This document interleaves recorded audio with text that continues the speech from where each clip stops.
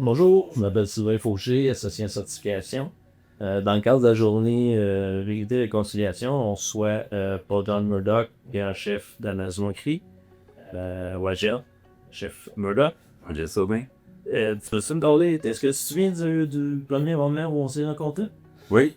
Quand tu étais une jeune stagiaire, ouais, tu étais un jeune stagiaire avec Mario Twain. Moi, j'étais un jeune étudiant en droit.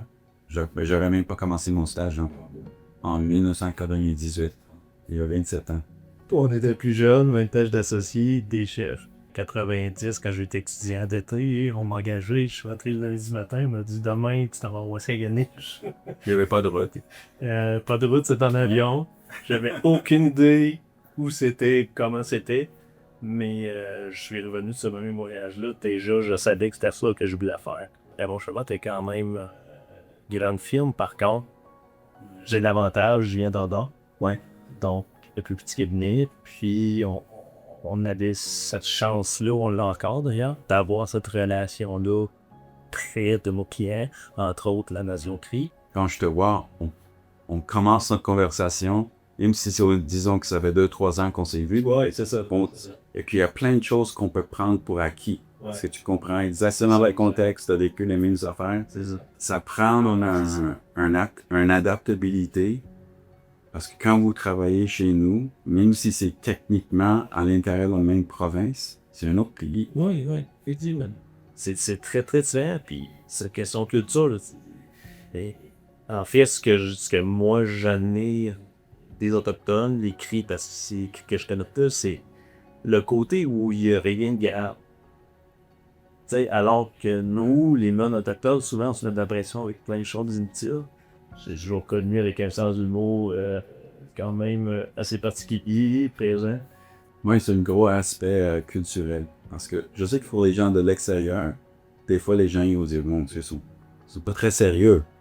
Mais je pense que c'est un outil de survie aussi. Quand tu penses à où est-ce qu'on a commencé, les problèmes et les défis qu'on a, si t'as pas de sens d'humour, ce printemps, j'étais vraiment pas sûr. Est-ce que je me présente ou non?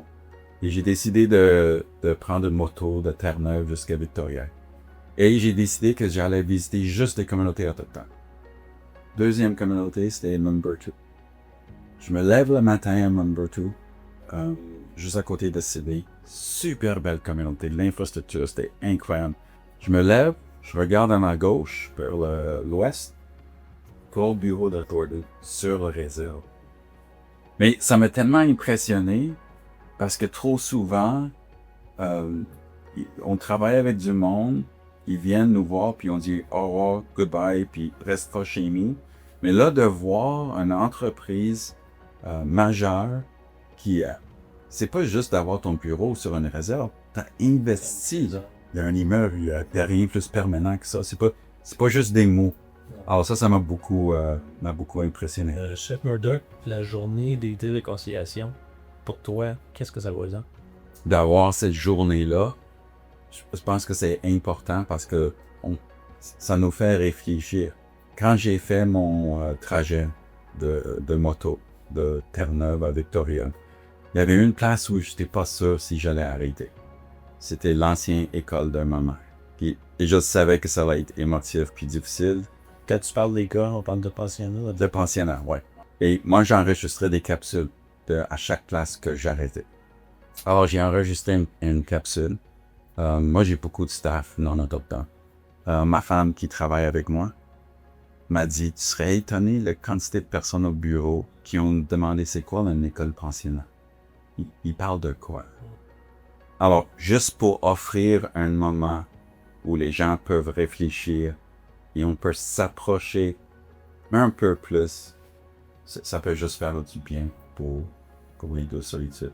Ben, je te remercie beaucoup, JP. Je me permets de t'appeler JP. Ben, c'est sûr.